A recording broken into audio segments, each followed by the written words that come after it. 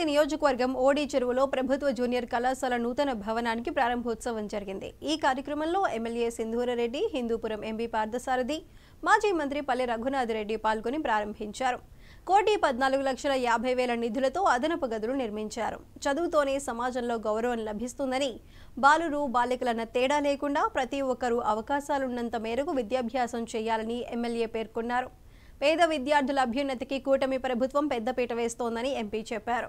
వరద బాధితుల సహాయార్థం విద్యార్థులు, నాయకులు 5 లక్షల రూపాయల నగదును ఎమ్మెల్యేకి అందజేశారు।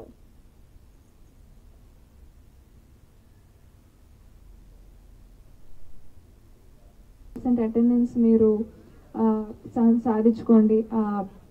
క్లాస్లో వింటే మీకు పేరెంట్స్ అందరికీ మీ డౌట్స్ క్లియర్ చేసే అంత శక్తి ఉంటుందో లేదో, అందరికీ ఇళ్లలో అంత పేరెంట్స్కి అంత అవగాహన ఉంటుందో లేదో, కానీ టీచర్స్ మీకు చాలా మంది మంచి టీచర్స్ ఉన్నారు గవర్నమెంట్ పోస్టులలో, గవర్నమెంట్ స్కూళ్ళలో।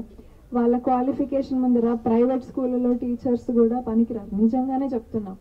పాపం వాళ్ళు ఎన్ని ఎగ్జామ్స్ రాసి గవర్నమెంట్ పోస్టులోకి వస్తారు। మీకు చాలా you are very blessed to have such wonderful teachers among you. చాలా మంచి క్వాలిఫికేషన్ కాలేజ్ భవనాన్ని ప్రారంభించుకోవడం జరిగింది।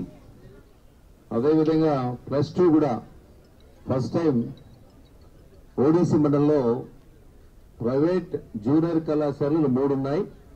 అయితే ఈరోజు ప్రభుత్వ జూనియర్ కళాశాల రావడం జరిగింది। దీన్ని కాపాడుకోవాల్సినటువంటి అవసరం ఉంది।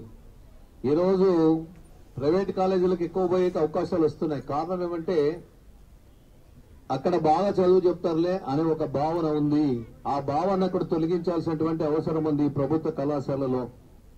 ముఖ్యంగా ఈరోజు చాలా విషయాలు చెప్పారు సింధూరారెడ్డి, ఆమె అనుభవాలు, ఈయన రఘునాథ్ రెడ్డి అనుభవాలు, ఇవన్నీ కూడా చాలా వరకు వాస్తవాల దగ్గరగానే అవన్నీ ఉన్నాయి। కాలేజ్ భవనాల్ని ప్రారంభించుకోవడం జరిగింది। అదేవిధంగా +2 కూడా